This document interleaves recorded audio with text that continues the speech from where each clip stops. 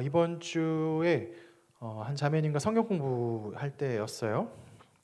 지난주에 저랑 하는 양육에는 숙제가 늘 있어요. 근데 지난주에 한 주 숙제가 요한복음을 굉장히 많이 읽는 챕터가 있었어요. 보통 많은 자매들이 안 해요. 저도 묵인하고 가줘요. 근데 물어봤어요. 혹시 안 했겠지 싶어서 요한복음 읽었나요? 했더니 읽었대요. 이거 하기 전에 아침에 일어나서 부랴부랴 읽었대요. 막 줌으로 하는데 화면도 꺼놓고 할 정도면 바쁠 텐데 막 읽었다는 거예요. 대단한 거죠. 그래서 물어봤어요. 어땠어요? 그 자매 한마디가 이거였어요. 아니 근데 어렸을 때부터 궁금했는데 요한복음에 나온 예수님은 왜 이렇게 맥락과 상관없는 뜬금포 얘기를 하세요? 라는 거예요. 그래서 자기가 어렸을 때부터 궁금한 게 사마리아 여인을 만났는데 사마리아 여인한테 물 좀 주세요 해서 사마리아 여인이 왜 나한테 물 달라고 하냐, 그러면은 뭐 이유를 말해줘야 될 거 아니에요. 지금 목이 마르니까 물 좀 달라, 뭐 기타 등등 뭐 대화가 돼야 되는데 예수님이 갑자기 네가 내가 누군지 알았다면 무슨 영원히 목마르지 않는 생수를 주리라, 굉장히 뜬금포의 이야기를 예수님이 한다는 거예요. 요한복음 4장, 5장, 6장 계속해서 예수님의 이야기가 굉장히 맥락과 조금 동떨어지게 생각이 들어요. 이 자매님의 이야기의 고민이 그 자매님의 고민만이 아니라 저의 고민이기도 해요. 제가 제 삶의 루틴이 월요일부터 화요일, 수요일까지 본문 연구를 하고 이제 설교를 목요일까지는 다 쓰는데 늘 요즘에 다시 후회돼. 요한복음 괜히 했구나. 이거 진짜 이거 아닌 것 같다. 그냥 누가복음 할 걸. 얼마나 재밌어. 누가복음 재밌는 게 너무 많아. 근데 이거 예수님, 내가 솔직히 이번 주에 연구하다 예수님 사회성 결핍인 것 같아. 진짜 이러면 친구 없어요. 이런 생각이 들 정도로 굉장히 무슨 얘기를 하면 돌직구를 던지고 A를 물어보면 다른 얘기를 하세요. 동문서답과 같은 이야기를 왜 던지실까? 사람들을, 읽는 독자들에게도 하여금, 당시 있던 예수님을 따르던 수많은 사람들에게도 당혹스럽게 만들었다는 거죠. 오늘 본문도 한번 계속 이어서 볼 거예요. 오늘 본문도 예수님은 선포했고 사람들은 반응했고 예수님이 다시 또 재반응하는 장면이 나와요. 지난주 이야기에서 이어지듯이 이 7장 전체는 초막절에 예수님이 하신 이야기예요. 하이라이트는 다음에 이제 마지막 초막절 행사 마지막 날 내가 생수의 물이 된다라는, 영원히 목마르지 않은 그 생수의 물의 이야기를 하시는데 오늘은 그 중간 이야기거든요. 예수님이 이 초막절 중간 기간 동안에 성전에서 이야기를 하셨어요. 어떤 설교를 하셨는지 나오진 않아요. 근데 뭔가 하여튼 좋은 얘기를 하셨겠죠. 그 사람들이 몰렸을 거 아니에요. 그래서 사람들이 몰렸어요. 뭔가 마음에 찔리는 소리든지 가슴을 움직이는 얘기든지 예수님이 하셨을 거예요. 그래서 많은 사람들이 예수님 주변에 지금 몰렸어요. 그리고 나서 사람들의 반응이 나옵니다. 사람들이 예수님께 물어봐요. 당신의 권위와 출처가 어디냐고 물어보는 거죠. 분명히 성경에서 그 말씀에 찔림을 받았기 때문에 물어보는데 왜 이 질문을 하냐면 당시에도 랍비, 가르치는 랍비에겐 자격증이 있어요. 랍비 연합회에서 주는 이 자격증 라이센스가 있어요. 근데 예수님은 라이센스가 없는 것 같아. 근데 뭔가 굉장히 마음에 찔리는 소리를 하니까 사람들이 어디서 배웠어요, 예수님? 당신의 출처는 어딥니까? 라고 묻고 있습니다. 사람들이 그 예수님의 설교에 감동받거나 마음에 찔림이 없었다면 묻지 않았겠죠. 어쩌면 이것을 묻는 이유는 좀 더 그래, 내가 저 사람의 말을 나도 동감할 수 있을 거야 라는 합리화를 시키기 위해서 그 출처를 물어봤을지도 모릅니다. 말씀의 출처를 묻는 거, 네가 어디서 배웠느냐를 묻는 거, 이건 굉장히 자연스러운 일이기도 해요. 우리 이야기로 생각해 볼게요. 여러분 취업 시장에 여러분 이력서를 넣을 때 쓰는 게 꼭 있죠. 학력을 쓰고요, 경력을 쓰세요. 안 쓰는 회사도 있겠지만 낙하산이 아닌 이상 쓸걸요. 왜냐하면 딱히 보이는 게 그거밖에 없더라고요. 저도 예전에 교회에서 부목사님을 채용하는 경우가 있었는데 평소에는 이런 거 안 봐야지 했는데 1면식도 없는 사람들이 이메일로 이력서를 넣으면 보이는 게 그거밖에 없더라고요. 이 사람이 어느 학교에서 어떤 배경의 공부를 했겠구나, 그리고 어떤 경력을 가졌겠구나 라고 추측해 보는 거죠. 한마디로 그 학교가 또 그가 공부했던 배경의 기업들이 그의 권위를 줘요. 이 사람이 여기서 한 3년 있었어? LG에서 3년 다녔어? 괜찮은 사람이겠네 라고 조심스럽게 추측해 보는 거죠. 이력서의 포인트가 여기 있는 거죠. 권위를 빌려와서 나라는 사람이 굉장히 괜찮은 사람이라는 걸 얘기해 주는 거잖아요. 그러니까 사람들이 지금 예수님한테 묻는 것도 예수님 어디서 배웠어요? 당신 어디서 배우셨냐요? 냐고 묻는 것도 정말 어쩌면 믿고 싶어서 물어보는 것일 수도 있고요. 예수님의 말씀이 그럴싸한데 아직 설득이 안 됐기 때문에 좀 더 당신이 권위를 내세워봐. 그럼 내가 믿어줄게 라는 이야기일 수도 있어요. 근데 믿고 싶거나 어쨌든 설득이 안 돼서 출처를 묻는 모습은 우리와도 비슷해요. 제가 누구라고 얘기하지 않지만 우리도 신앙에 질문을 굉장히 많이 던져요. 제가 만났던 우리 교회 여기 있는 청년 중에도 자기는 아직 하나님이 계신 걸 모르겠다는 사람도 있고요. 또는 어떤 질문을 또 던지면 자기 딱 걸리고 있는 질문들이 있어요. 하나님이 계시다면 왜 세상에 이런 악이 있어요? 또 하나님이 계시면 왜 내 인생에 나는 왜 여자친구가 없어요? 나는 왜 남자친구가 없어요? 거울 보고 한번 보면 알 건데 하여튼 하여튼 뭐 이런 질문들을 던져요. 그러니까 하나님이 뭐 원망스럽기도 하고 그런 거예요. 그 질문들에 우리는 굉장히 멈춰 있어요. 그러면서 나는 그 질문의 이면에는 하나님 당신이 나를 한번 설득시켜 주세요. 나를 설명시켜 주세요. 나에게 당신을 설명시켜 주세요. 내가 어렸을 때부터 고인물처럼 교회 다녔는데 나를 좀 설득시켜 봐. 내가 다닐만하게 그럴싸하게 설득 좀 시켜봐. 그럼 내가 다녀줄게 라는 마음이 우리 뒤에 있다는 말이죠. 아마 여기 계신 청년들, 특히 교회 오래 다니신 분들은 이런 시절들이 한 번쯤은 있었을 거예요. 앉아서 숨 쉬는데 여기서 왜 숨 쉬는가 하는 고민들이 있었을지도 몰라요. 그 솔직한 질문들을 다양하게 던졌을지도 몰라요. 삶의 자리에서 왜 굳이 이렇게, 도대체 여기서 뭐지? 안 믿겨지는데 저건 맞나? 근데 제 인생의 모토이기도 한데요. 프란시스 셰퍼 박사는 솔직한 질문에 솔직한 대답이 주어진다라는 그 말을 저는 참 신뢰해요. 저 같은 경우도 하나님에 대한 거의 뭐 안티크리스찬이었다가 하나님에 대한 되게 그냥 질문을 던졌을 때 남들이 보면 아니 무슨 그런 질문을 해. 저 대학 다닐 때 늘 질문이 이거예요. 교회 왜 다녀요? 왜 크리스천이어야 하지? 굳이? 왜 굳이 교회 다녀야 되지? 목사 되고 나서는 성경을 어떻게 믿지? 그게 목사 되고 할 질문은 아니잖아. 목사인데 쪽팔려서 얘기는 못하지만 이게 진짜인가? 안 믿겨지는데? 구라 아니야? 이 질문들. 부활은 이게 말이 돼? 말이 돼? 그리고 최근에도 있었어요. 나는 진짜 하나님의 심판을 믿나? 하나님의 최후 심판을 나는 믿나? 라는 이런 질문, 코어 질문들이 저희 삶에 늘 있어요.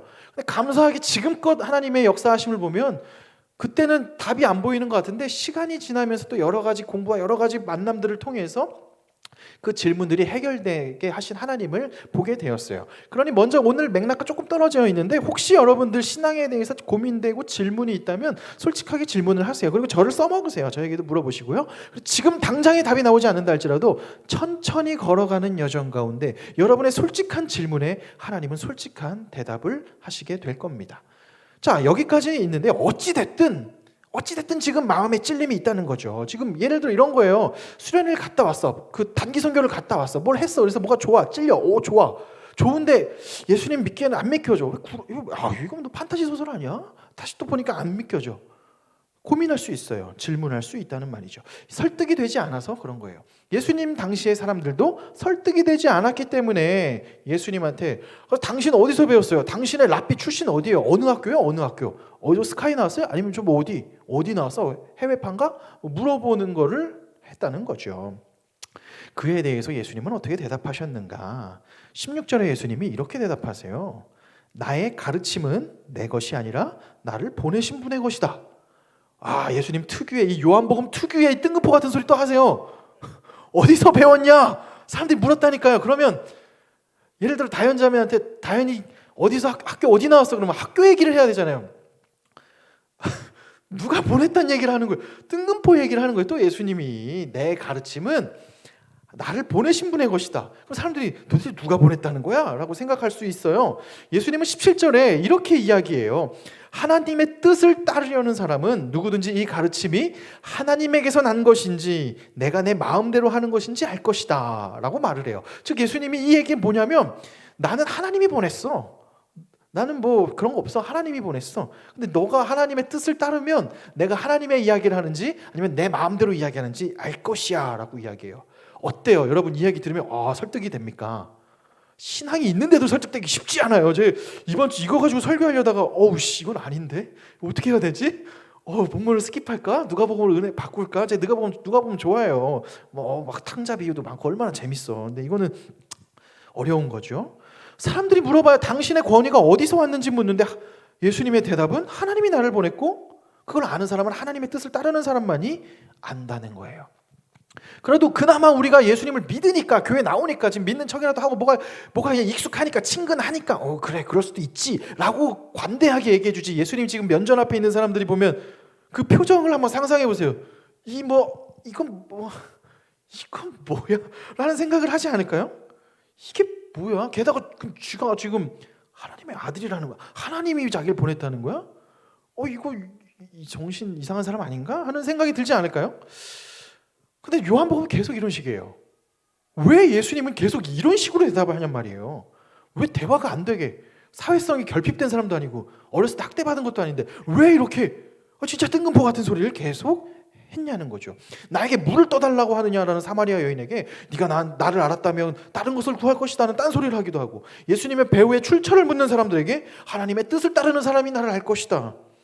전혀 설득되지 않는 소리를 왜 예수님은 요한복음에 계속 지금까지, 그리고 앞으로도 해요. 왜 예수님은 설득할 생각이 없는 사람처럼 왜 할까? 그 이유가 뭐냐? 예수님께서 하나님 되심을 아는 것은요, 말로써 설득되는 부분이 아니에요. 삶으로 보여지는 것이에요. 18절은 이렇게 얘기합니다. 자기 마음대로 말하는 사람은 자기의 영광을 구하지만 자기를 보내신 분의 영광을 구하는 사람은 진실하며 그 사람 속에는 불의가 없다.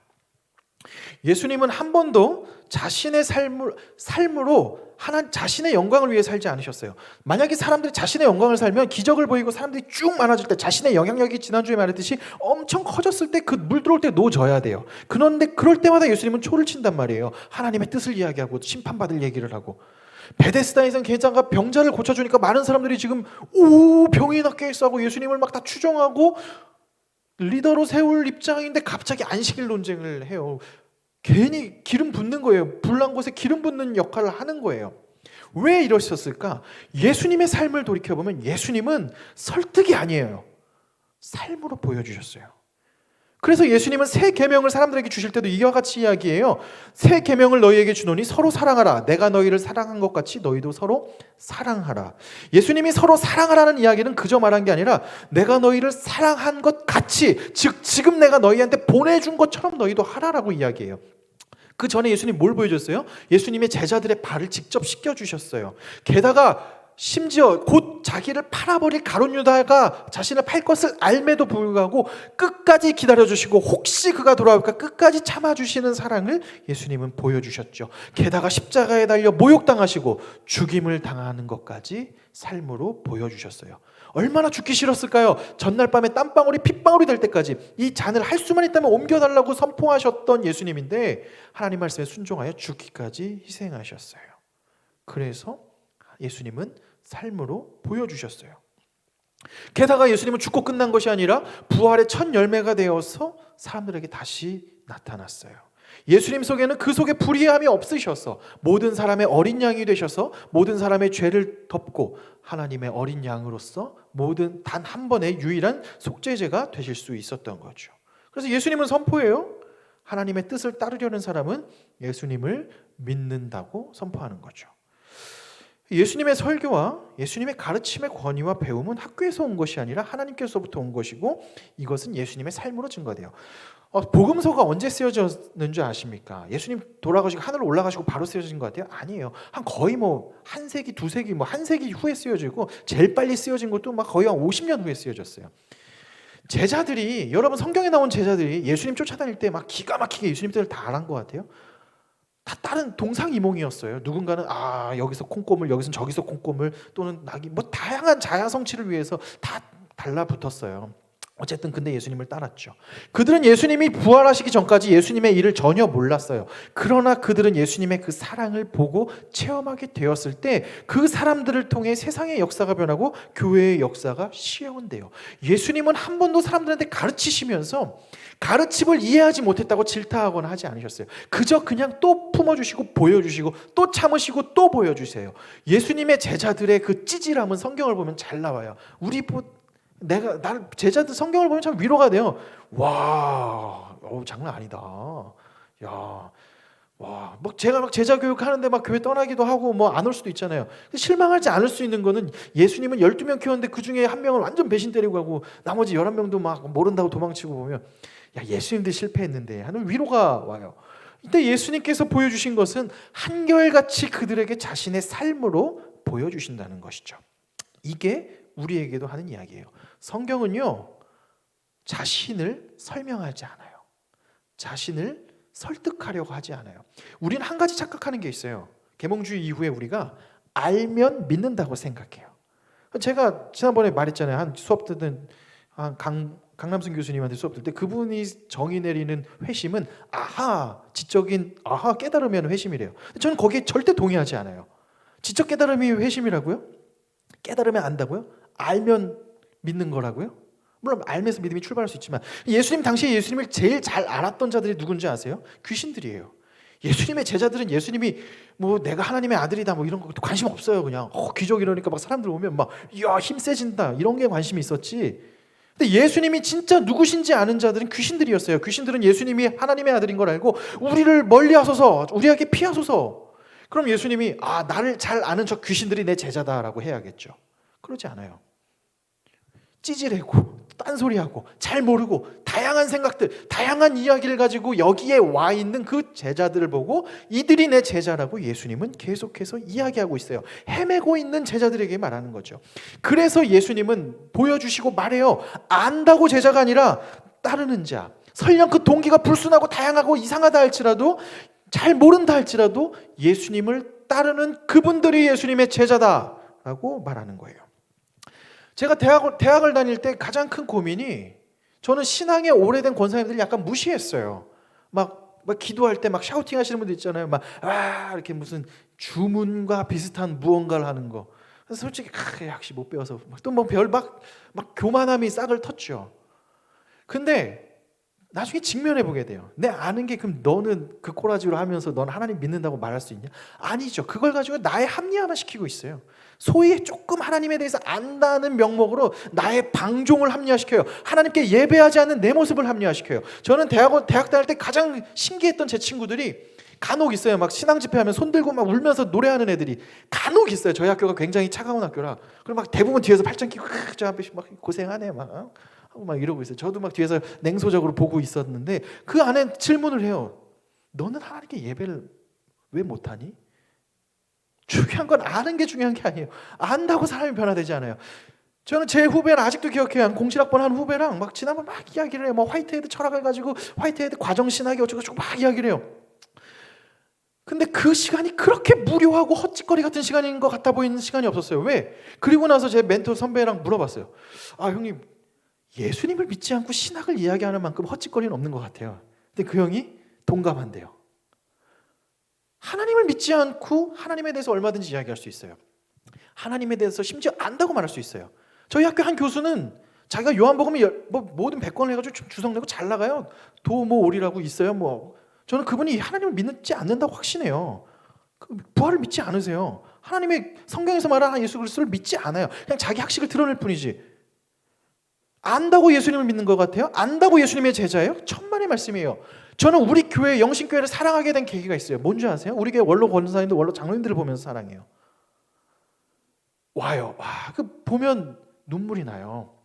이 교회 너무 사랑하세요. 그 주중에도 막 이렇게 오셔가지고 그 쌈짓돈 하셔서 헌금하셔서 이 교회에 그들의 인생이 담긴 교회고 삶으로 드러낸 거예요.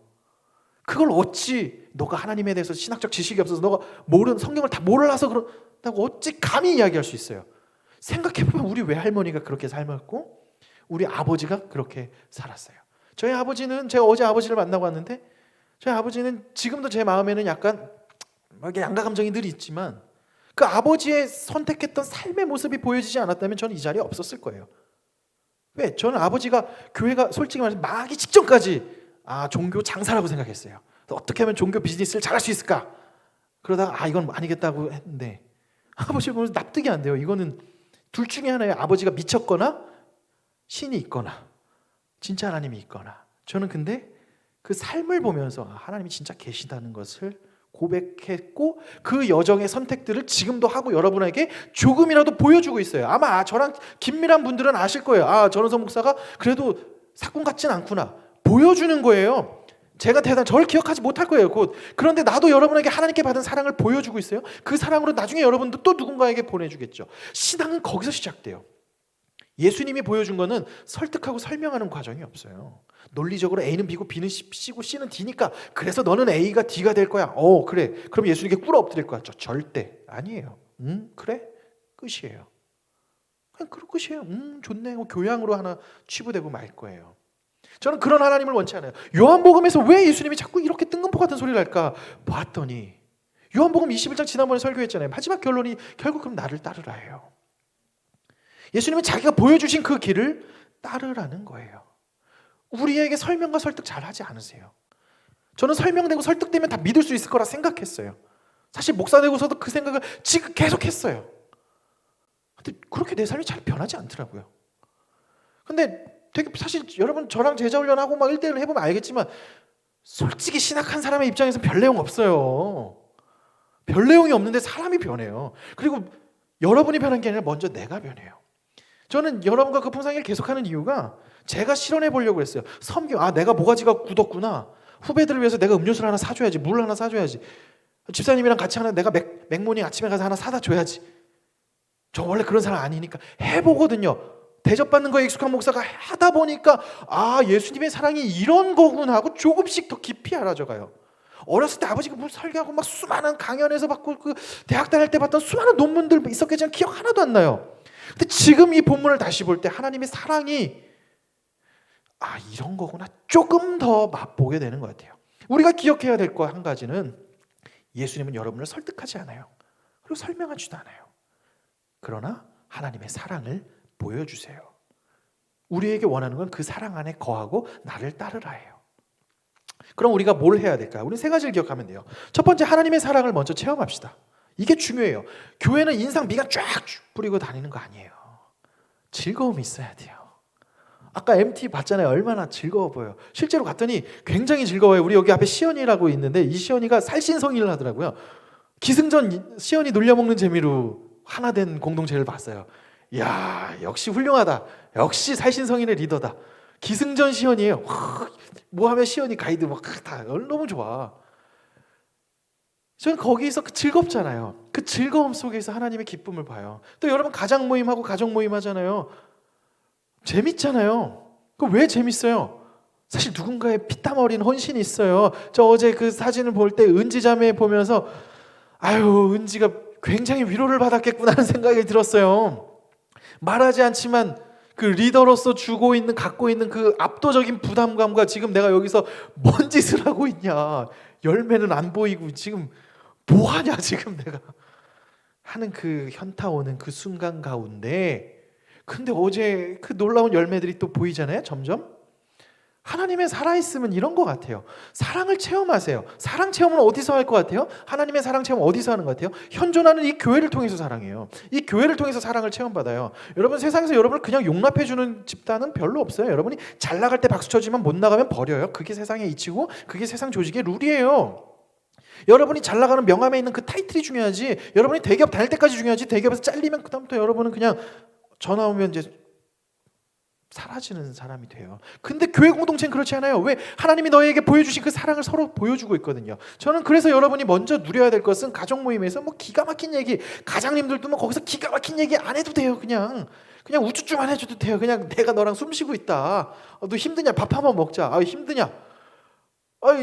얘기하기 뭐 하여튼 막 우리 제 리더 모임들 그때 갔을 때 찬양팀 갔을 때 굉장히 투박하지만 위로를 나름 하더라고요. 뭐 밤새 뭐 같이 놀겠다 하는 친구도 있고 뭐 투박하지만 그 사랑을 전하는 거예요. 저는 그 사랑을 체험하세요. 이 교회를 통해서 이 교회에 예수 그리스도를 믿는 자들이 서로 섬기는 그 사랑을 통해서 체험하세요. 그게 하나님의 사랑을 체험하시게 될 거예요.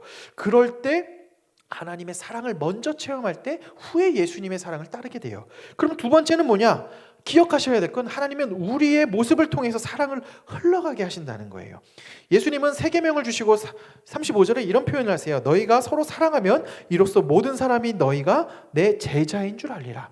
예수님의 제자들이 있을 거예요. 모든 사람들이 같은 신앙의 여력이지 않으세요. 저도 알아요. 누군가는 아직 어린 친구도 있고, 누군가는 아직 태어나지 않은 사람도 있고, 누군가는 여기서 신앙이 장성하여 이미 청년의 때와 장년의 때를 걷는 사람도 있어요.